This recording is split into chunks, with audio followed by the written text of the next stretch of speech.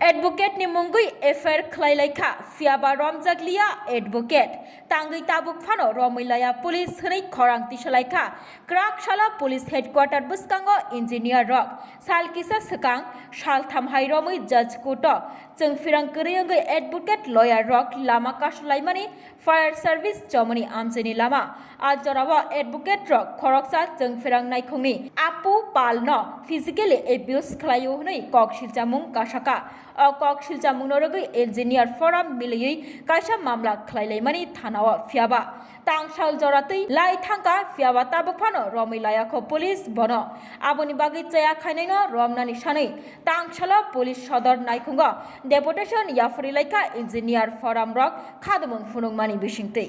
নমস্কার সবাইকে।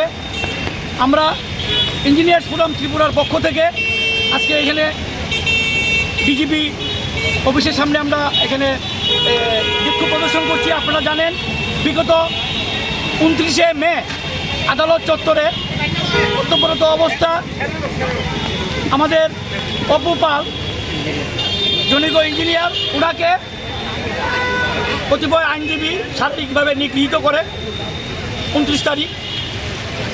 আমরা পরদিন দপ্তরের যিনি প্রধান আছেন ওনার কাছে আমরা দেখা করেছি যে যারা দোষী তাদের যাতে গ্রেপ্তার করা হয় বা এফআইআর করা হয় সেই ব্যাপারে আমরা মাননীয় এমডির সাথে আমরা দেখা করেছি। উনি কথা দিয়েছিলেন দ্রুততার সঙ্গে দেখবেন। সেই অনুযায়ী 31 তারিখ পশ্চিম থানা এফআইআর করা হয়েছে। আজকে 3 তারিখ এফআইআর করা সত্ত্বেও যারা প্রকৃত দোষী তাদেরকে গ্রেপ্তার করা হয় নাই। আমরা সোশ্যাল মিডিয়ার মাধ্যমে দেখতে পেয়েছি জনিত আইনজীবী যিনি বার কাউন্সিলের সভাপতি মৃণালকান্তি বিশ্বাস মহোদয়, ওনাকে আপনারা সবাই চিনেন, আমরা সোশ্যাল মিডিয়াতে দেখেছি। আমরা চাইছি যারা প্রকৃত দোষী পুলিশ প্রশাসন যেন তাদেরকে শনাক্ত করে অতি দ্রুত গ্রেপ্তার করে এবং আইন অনুযায়ী যেন ব্যবস্থা নেয়। আপনারা জানেন আইন সবার জন্য সমান, ছোট বড় এখানে নেই, ধনী দরিদ্র নেই। ভারতবর্ষের দুটা রাজ্যে এখনও বর্তমান এবং প্রাক্তন মুখ্যমন্ত্রীরা জেলে আছে।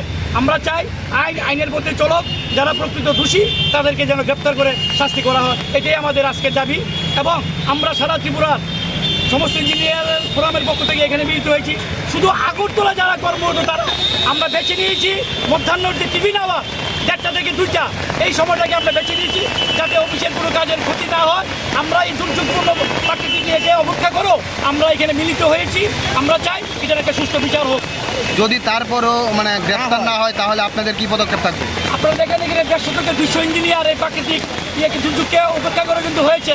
এটা তো মাত্র একটা ট্রেইলার, পিকচার তো আমি বাকি, এটা শুধু আগরতলার। আপনারা দেখবেন আগামী দিনে আমরা কী করি, আমরা সেইভাবে আমরা প্রস্তুতি নেব। আমরা এই বার্তাটা আপনাদের মাধ্যমে দিতে চাই যে পুলিশ প্রশাসন আছে, দেখি ওনারা কী করে আজকে পরবর্তী সময়ে আমরা সেভাবে